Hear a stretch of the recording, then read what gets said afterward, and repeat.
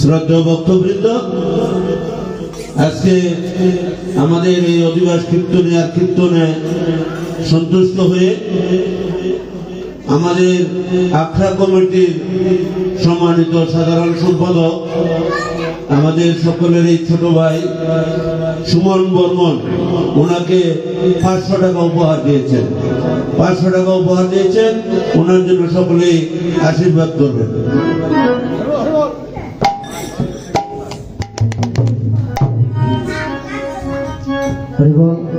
সুমনদার জন্য আশীর্বাদ করেন মা, যে মনের বাসনা নিয়ে আজ নববৃন্দাবন আমাকে করেছেন দান।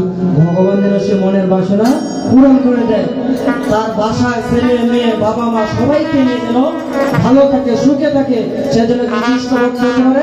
সবাই সবার জন্য এই মন্দিরে আজকে যারা যারা এসেছি, ভক্তবৃন্দ যারা আছে, সবার জন্য সকলে আশীর্বাদ করবে। সবাই যেন একদিন আজকে যার কৃপাতে এসেছি আমরা যেন ওনার যুগল চরণটা পেতে পারি।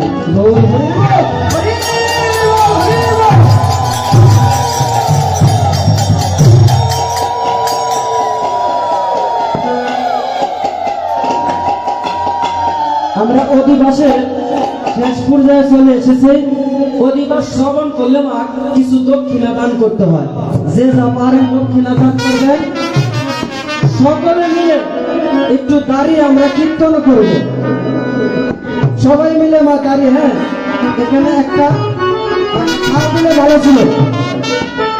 এই যে আমার একজন দাদা যাচ্ছে, সবাই দক্ষিণা দিলেন, যারা